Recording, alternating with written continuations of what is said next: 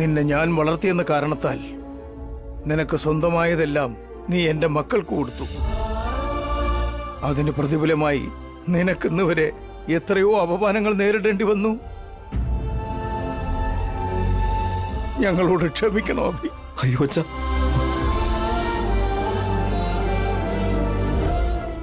എന്താ ഇത്? അതുപോട്ടെ, അച്ഛൻ എങ്ങനെയാ ഇവിടെ വന്നത്? എങ്ങനെയോ എത്തി അഭി. ആ സ്വാർത്ഥന്മാരെയൊക്കെ ഉപേക്ഷിച്ചിട്ട് എന്നേക്കുമായി ഞാൻ നിന്നോടൊപ്പം കഴിയാൻ തീരുമാനിച്ചു.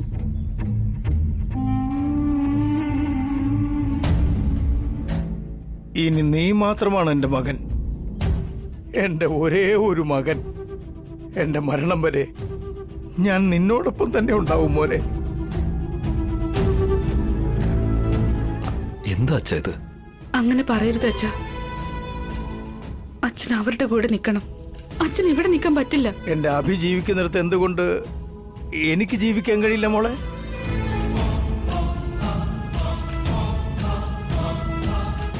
എനിക്കൊരല്പം ചോറ് നിങ്ങൾ തരില്ലേ? എനിക്ക് കിടക്കാൻ അല്പം സ്ഥലം തരില്ലേ? ഈ പ്രായത്തിൽ എന്തിനാ അച്ഛൻ ഞങ്ങളുടെ കിടന്ന് ഇങ്ങനെ കഷ്ടപ്പെടുന്നത്? നീ ഉള്ള സ്ഥലത്ത് എനിക്ക് കഷ്ടതയുണ്ടാവുമെന്ന് ഞാൻ കരുതുന്നില്ല അഭി. നീ കടല് പോലെ സന്തോഷമുള്ളവനാ, ആകാശം പോലെ ആനന്ദമുള്ളവൻ. എന്റെ അവസാന കാലം നിന്നോടൊപ്പം കഴിയണമെന്ന് ഞാൻ ആഗ്രഹിക്കുന്നു. നിങ്ങൾക്ക് ഞാൻ ഭാരമാണെങ്കിൽ പറഞ്ഞാൽ മതി, വേറെ എവിടെയെങ്കിലും പോയി ഞാൻ കണ്ണടച്ചോളാം. അച്ഛാ, അച്ഛാ,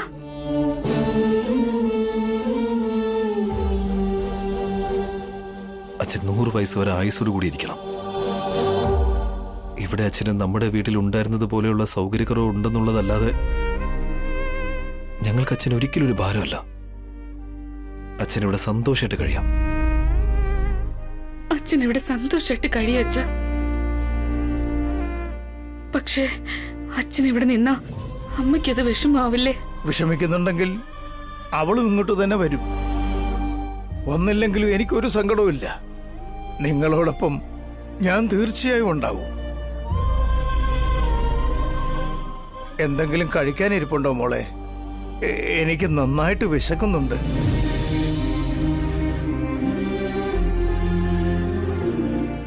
ഒരു 10 മിനിറ്റ് അച്ഛാ, ഞാനിപ്പോ റെഡിയാക്കാം. വരൂ അച്ഛാ, നമുക്ക് അങ്ങോട്ടിരിക്കാം.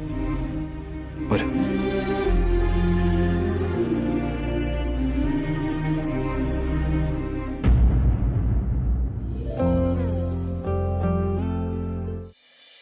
Cheers.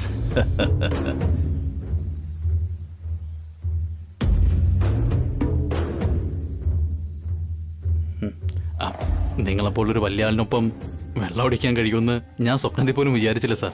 വെള്ളം അടിക്കുന്ന മാത്രമല്ല ഏട്ടാ, നമ്മൾ ഒരുമിച്ച് MLA സാറിന്റെ കൂടെ ചേർന്ന് ബിസിനസ്സും ചെയ്യാൻ പോവാണ്. MLA സാർ നമുക്ക് വേണ്ട സഹായമൊക്കെ ചെയ്യും. സത്യമാണോ സാർ? നിങ്ങൾ ഞങ്ങളെ സഹായിക്കാൻ പോവാണോ? ഇരിക്കേ. വളർന്നു വരുന്ന ചെടികൾക്ക് നമ്മൾ വളവും ഇട്ട് വെള്ളവും ഒഴിക്കണം.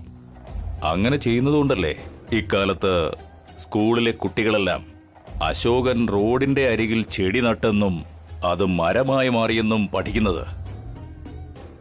നിങ്ങളെപ്പോലുള്ളവരെയൊക്കെ സഹായിച്ചില്ലെങ്കിൽ പിന്നെ ഞാനൊക്കെ രാഷ്ട്രീയക്കാരനായിരിക്കുന്നത് എന്തിനാ? MLA സാർ പറഞ്ഞത് വളരെ ശരിയാണ്.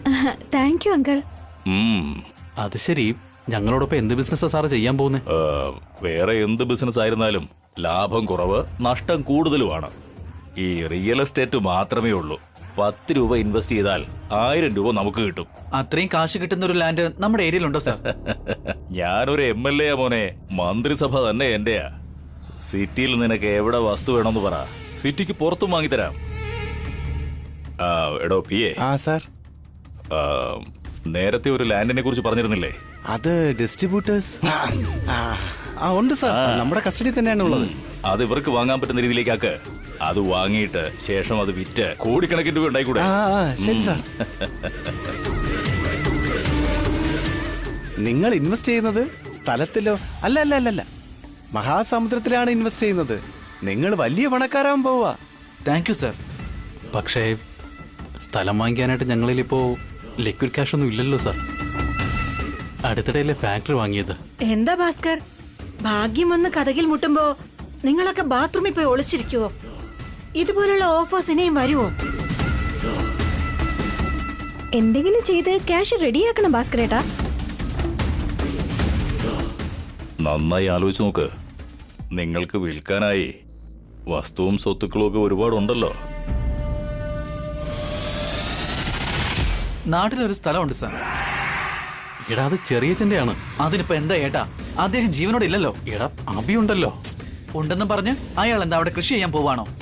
നമ്മുടെ അച്ഛനല്ലേ കൃഷി ചെയ്യുന്നത്, നമുക്കതങ്ങ് വിൽക്കാം. ആ ആ, ചെറിയ പയ്യനാണെങ്കിലും നീ വളരെ ഷാർപ്പാ. അതിന്റെ പേപ്പേഴ്സ് എന്റെ PA ഏൽപ്പിച്ചേക്ക്. നല്ലൊരാളിനെ കണ്ടുപിടിച്ചു തരും. ആ ശരി സാർ. ആ പിന്നെ ഈ ഡീല് കഴിഞ്ഞാൽ നിങ്ങൾ ഇവിടെയെങ്ങും ആവില്ല, വേറെ എവിടെയോ ആയിരിക്കും. അതെവിടെയാ സാർ? ആ ഫോറിനിലായിരിക്കുന്നേ. അവിടെയും റിയൽ എസ്റ്റേറ്റ് ചെയ്യാം. അങ്ങനെ നോക്കുകയാണെങ്കിൽ നമുക്ക് ചന്ദ്രനിൽ പോലും ഫ്ലാറ്റ് ഉണ്ടാക്കി വിൽക്കാം. ആ കോൺട്രാക്ട് കൂടി നിങ്ങൾക്ക് കിട്ടും. Thank you sir, thank you so much. ഫോറിനിലേക്ക് പോകണമെന്ന് എന്റെ ഒരുപാട് നാളത്തെ ആഗ്രഹ. ഡാഗിലെ എനിക്കെന്തൊക്കെ ഡൗട്ട് തോന്നുന്നുണ്ട്. ഏട്ടനൊന്നും അറിയില്ല ഏട്ടാ, ഒന്നും മിണ്ടാതിരിക്കും.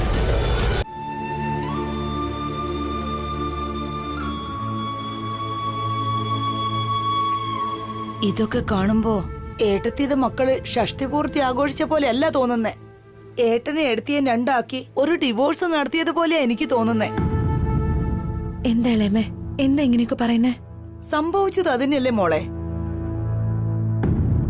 ഈ വീടും ഈ വീട്ടിലുള്ളവരെയും മക്കളെയും ഒന്നും തന്നെ വേണ്ടാന്നും പറഞ്ഞോണ്ടല്ലേ ഏട്ടൻ ഇവിടുന്ന് പോയത്. അതിനർത്ഥം എല്ലാവരുമായിട്ടുള്ള ബന്ധം മുറിച്ചു മാറ്റിയെന്നല്ലേ?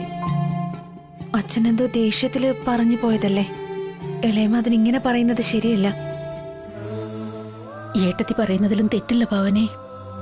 അവരുടെ അച്ഛൻ ശരിക്കും നമ്മളുമായിട്ടുള്ള ബന്ധം മുറിച്ചിട്ടാ പോയിരിക്കുന്നെ. ധൈര്യത്തോടെ എനിക്ക് അദ്ദേഹത്തിന്റെ കൂടെ പോകാൻ കഴിഞ്ഞില്ല. എന്തൊക്കെ പറഞ്ഞാലും കുട്ടികളുമായിട്ടുള്ള എന്റെ സ്നേഹം കുറയുന്നില്ല. എന്നോട് ക്ഷമിക്കെടുത്തി. ഭാസ്കറിന്റെ അഖിലിന്റെ മനസ്സിൽ വിഷം കുത്തിവെച്ച് പ്രശ്നങ്ങൾ ഉണ്ടാക്കിയത് ഞാനാ. അഭിനെ വസുവിനെ തമ്മിൽ ശത്രുക്കളാക്കിയത് ഞാൻ തന്നെയാ. എന്നാ അവരിത്രയ്ക്ക് മോശപ്പെട്ടവരാവുന്ന ഞാൻ വിചാരിച്ചില്ല. സ്വത്ത് കൊടുത്ത അഭിയെ തന്നെ അവരപമാനിക്കുമെന്നും സ്വന്തം അച്ഛനോട് തന്നെ പുറത്തിറങ്ങി പോവാൻ പറയുമെന്നും ഞാൻ സ്വപ്നത്തിൽ പോലും വിചാരിച്ചതല്ല എടുത്തേ. പ്രസവിച്ചത് ഞാനാ. എന്നെ കൊണ്ടുപോലും അവര് ചെയ്യുന്നത് തടയാൻ കഴിയുന്നില്ല. പിന്നെ ഏട്ടത്തെ കൊണ്ട് എന്ത് ചെയ്യാൻ കഴിയുമെന്നാ പറയുന്നേ? ഏട്ടൻ എവിടെ പോയി എന്ത് ചെയ്യുമെന്നൊക്കെ ആലോചിക്കുമ്പോ പേടിയാവുന്നു. അബിയുടെ വീട്ടിലേക്ക് പോകുന്നെന്ന് അച്ഛൻ ഇന്നലെ പറഞ്ഞതല്ലേ അമ്മേ? അവിടെ തന്നെയാണോ പോയിരിക്കുന്നത്, അതോ വേറെ എവിടെയെങ്കിലും ആണോ? അമ്മ വിഷമിക്കല്ലേ അമ്മേ, ഞാൻ വസുവിനെ ഫോൺ ചെയ്ത് ചോദിക്കാം.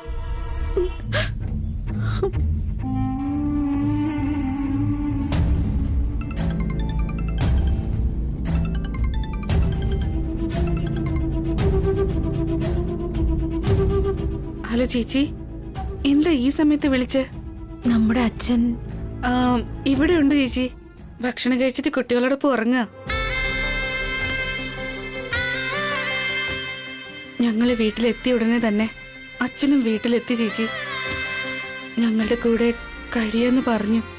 അച്ഛനെ ഓർത്ത് അമ്മ ആകെ പേടിച്ചിരിക്കുക. നീ ഒന്ന് സംസാരിക്ക വസു. ഹലോ വസു, നിങ്ങളുടെ അച്ഛൻ? എനിക്ക് 3 കുട്ടികളല്ല അമ്മ. ഇന്നു മുതല് അച്ഛനും കൂടി ചേർത്ത് എനിക്ക് 4 കുട്ടികളാ.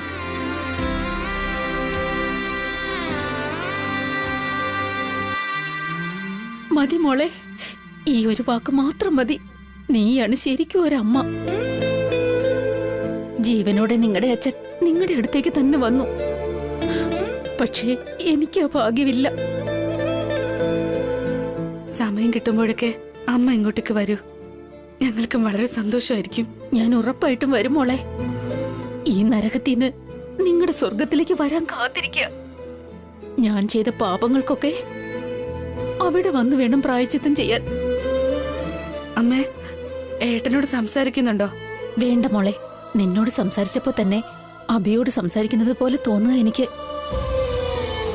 അഭിക്കും നിനക്കും തമ്മില് ഒരു വ്യത്യാസവും എനിക്ക് തോന്നുന്നില്ല. എനിക്ക് തൃപ്തിയായി മോളെ.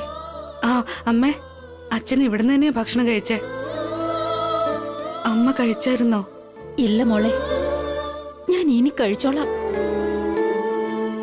നിന്റെ ഭാവന ചേച്ചിയെ കൊണ്ട് വിളമ്പിച്ച് വയറ് നിറയെ കഴിച്ചോളാം. ശരി അമ്മ. അമ്മ ആരോഗ്യം ശ്രദ്ധിക്കണേ. അമ്മയെ ഞാൻ എന്നും പ്രതീക്ഷിക്കും. ഞാൻ വയ്ക്കുന്നു മോളെ. ആരായിരുന്നു വസുന്ധര? അമ്മയെ ഫോൺ വിളിച്ചതേട്ടാ. അച്ഛൻ ഇങ്ങോട്ട് വന്നോ ഇല്ലയോ എന്ന് അറിയാൻ വിളിച്ചതാ. അച്ഛൻ ഭക്ഷണമൊക്കെ കഴിച്ചിട്ട് കിടന്നേ ഉള്ളൂന്ന് പറഞ്ഞു. ഭാവനെ, എനിക്ക് നന്നായി വിശക്കുന്നു. ഭക്ഷണം എടുത്തു വെക്കുവോ? ഏട്ടൻ പോയതിൽ വിഷമിച്ചിരിക്കല്ലേ എടുത്തി വേണ്ടേ? ഏട്ടത്തി വിശക്കുന്നു എന്നൊക്കെ പറയുന്നു. ഏട്ടൻ എത്തേണ്ടടുത്ത് തന്നെ എത്തിയിരിക്കുന്നത് ഏട്ടത്തി. എനിക്കിനി അദ്ദേഹത്തെ ഓർത്ത് ഒരു ടെൻഷനും ഇല്ല. ഭാഗ്യമുണ്ടെങ്കിൽ ഞാനും അവിടെ തന്നെ എത്തിച്ചേരും. ഭാവനെ, വാമേ, ഞാൻ ഭക്ഷണം എടുത്തു വെക്കാം.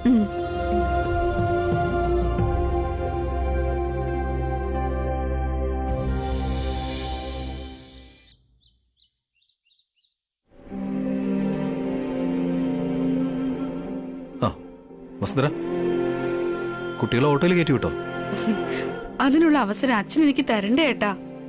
അച്ഛൻ തന്നെ കുട്ടികളെ സ്കൂളിലാക്കിയിട്ട് അച്ഛൻ വരുന്ന വഴി പച്ചക്കറികളൊക്കെ വാങ്ങിയിട്ടാ വന്നത്. എന്തിനാ നീ അച്ഛനെ ഇതിനൊക്കെ വിട്ടേ? അച്ഛൻ ഇപ്പോഴും ഓരോന്ന് ചെയ്തോണ്ടിരിക്കുക.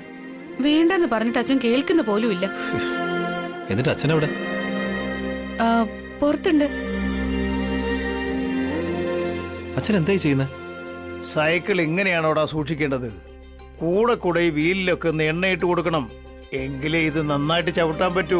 നീ ഇപ്പൊ കണ്ടോ ചെയിൻ എത്ര നന്നായിട്ട് കറങ്ങുന്നെന്ന്? അച്ഛൻ ഇതിന്റെ ആവശ്യം എന്താ? ഇങ്ങോട്ട് തന്നെ. വെറുതെ ഇവിടെ ഇരുന്നിട്ട് ഞാൻ എന്ത് ചെയ്യാനാ മോനെ?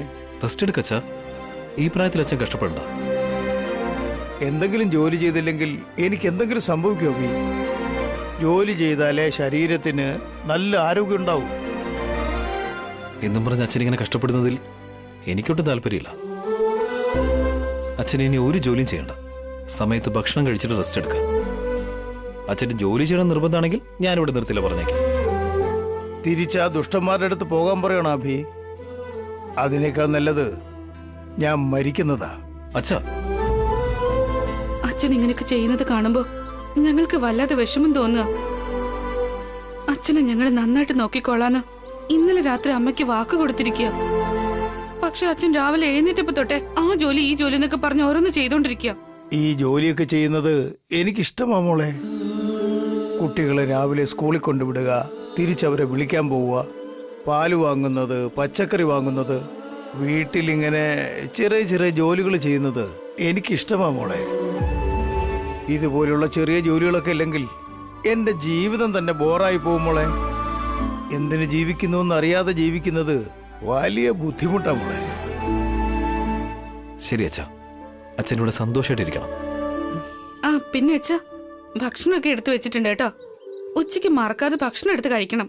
ഒരുപാട് താമസിക്കരുത്. താമസിക്കില്ല മോളെ, കൃത്യസമയത്ത് തന്നെ കഴിച്ചോളാം. കുട്ടികളെ വിളിക്കാൻ പോകുമ്പോ വീട്ടിലെ താക്കോല് ഇവിടെ. അറിയാം മോളെ, ആ പൂച്ചട്ടിയുടെ താഴെ വെക്കണം അല്ലേ? അയ്യോ അങ്കിളെ, അതിങ്ങനെ ഒച്ചത്തിൽ പറയുകയാണോ? കള്ളന്മാരറിഞ്ഞ ആപത്താ. ആപത്ത് വരാൻ ഇവിടെ എന്താ വില പിടിച്ചതുള്ളത്? തനിക്ക് വേണ്ടി ഒന്നും തന്നെ എടുക്കാതെ എല്ലാം കള്ളന്മാരുടെ കയ്യിൽ ഏൽപ്പിച്ചിട്ടല്ലേ വന്നത്? വീണ്ടും ആ കള്ളന്മാരുടെ അടുത്ത് തന്നെ ജോലി ചെയ്യേണ്ട ഗതികേടും വന്നിരിക്കുന്നു. ആ ദൈവത്തിന് ഒരു കരുണയുമില്ല. അതുകൊണ്ടാ ഈ സ്ഥിതിയിൽ എത്തിയിരിക്കുന്നത്. അങ്കിള് വെറുതെ വിഷമിക്കേണ്ട. ഉറപ്പായി ഒരു നല്ല കാലം വരും. ചേച്ചിയും ചേട്ടനും കുട്ടികളും എല്ലാവരും സന്തോഷമായി കഴിയും. വളരെ നല്ല കാര്യമാ മോള് പറഞ്ഞേ. സത്യമാ, നല്ലവർക്ക് എപ്പോഴും നല്ലത് തന്നെ സംഭവിക്കും.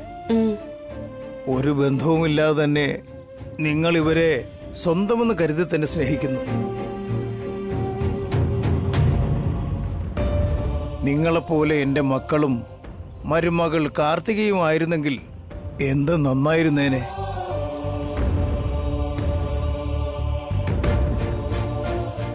ശരി അച്ഛാ, ഞങ്ങൾക്ക് സമയം പോയിട്ട് വരാം. ശരി മോനെ അഭി. അച്ഛാ, ആവശ്യമില്ലാത്ത കാര്യങ്ങളൊന്നും ആലോചിക്കരുത്. അച്ഛന്റെ ആരോഗ്യം നന്നായി നോക്കണം. ഇവിടെ സമാധാനായിട്ടിരിക്കുക. ശ്രമിക്കാം മോളെ. നിങ്ങളെപ്പറ്റി അല്ലാതെ ഞാൻ വേറൊന്നും ചിന്തിക്കില്ല. സൂക്ഷിച്ചു പോയിട്ട് വാ. സുന്ദര വന്നേ, സമയേ.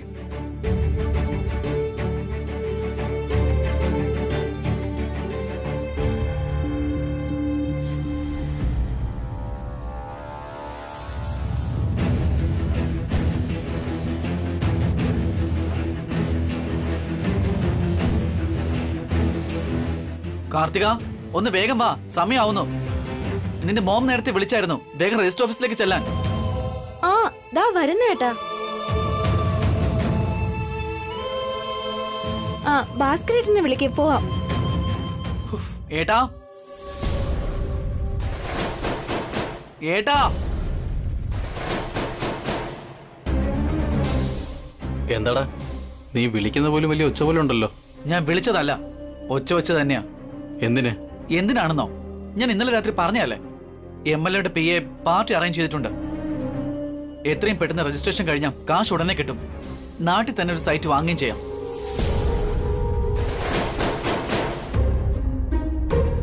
നാട്ടിൽ തന്നെ സ്ഥലം വാങ്ങാൻ എനിക്ക് താല്പര്യമില്ല.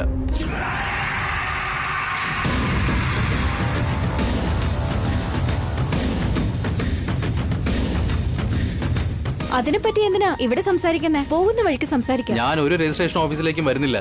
ഫാക്ടറിയിലേക്കാണെങ്കിൽ വരാം. എന്തിന്? ഫാക്ടറിയിലെ ഒരു മൂലയ്ക്ക് പോയി ഇരിക്കാനാ? അഖിൽ,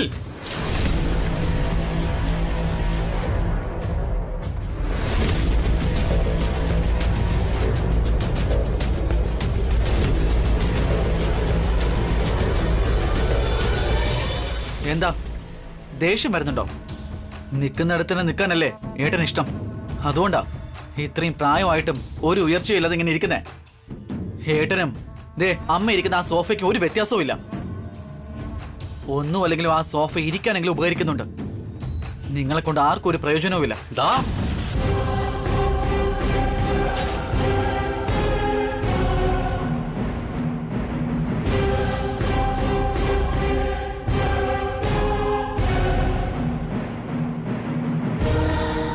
ഇനിയും കൂടുതലായിട്ട് സംസാരിച്ച കൊന്നുകളയും നിന്നെ ഞാൻ. ആവശ്യമില്ലാതെ എന്റെ ദേഹത്തോട്ടാ ഞാൻ ആദ്യം നിങ്ങളെ ആയിരിക്കും കൊല്ലുന്നത്.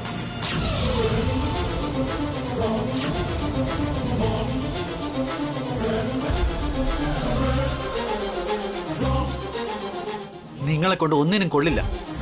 ഒരു കാര്യം പോലും നേരെ ചൊവ്വ ചെയ്യില്ല. സംസ്കൃതി ഇവന്റ്സിലായിരുന്നപ്പോ പോലും കണക്കിൽ ഒരുപാട് തെറ്റ് വരുത്തിയിട്ടുണ്ട്. അഭി ഒരു മണ്ടനായതുകൊണ്ട് എല്ലാം ക്ഷമിച്ചങ്ങ് വിട്ടുകളഞ്ഞു.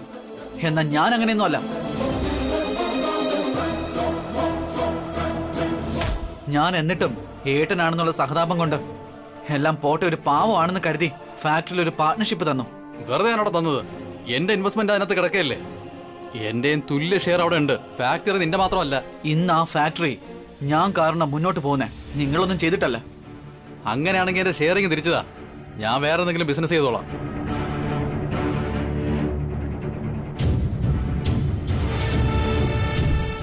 അഖിൽ, എന്താ ഇതൊക്കെ? നിസ്സാര കാര്യത്തിനാണോ ഇങ്ങനെ സീരിയസ് ആയി വഴക്കുണ്ടാക്കുന്നത്? ഇതൊക്കെ കാണുമ്പോ അമ്മ എന്ത് വിചാരിക്കും? അമ്മയ്ക്ക് ടെൻഷൻ ആവില്ലേ? വാ, ഫാക്ടറി പോകാം. അപ്പോ ആ രജിസ്ട്രേഷൻ ആര് ചെയ്യും? അതൊരിക്കലും നടക്കില്ല. ഈ കാര്യം നീ അമ്മയോട് പോലും പറഞ്ഞിട്ടില്ല. ഫാക്ടറിയുടെ കാര്യം പറഞ്ഞില്ലല്ലോ, ഈ ലാൻഡിന്റെ കാര്യം പറയാനായിട്ട്. പ്ലീസ് ഏട്ടാ, വെറുതെ എന്തിനാ ഓരോ തമാശകൾ പറഞ്ഞു നിൽക്കുന്നേ? സമയാകുന്നു. വർക്കേഴ്സ് എത്തിക്കാണും. വേഗം ഫാക്ടറിയിലേക്ക് പോണം. വാ ഏട്ടാ, ആദ്യം പോ ഏട്ടാ. ഭാസ്കർ ഏട്ടാ, ഏട്ടനും വാ. പോയിട്ട് വരാമേ. ബൈ ഏട്ടത്തി. By anti.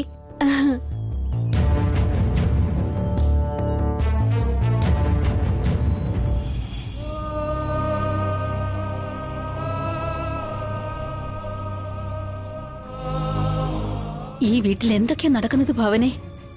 ജ്യേഷ്ഠാനുജന്മാർ തമ്മിലുള്ള യുദ്ധം തുടങ്ങിയിരിക്കുന്നു.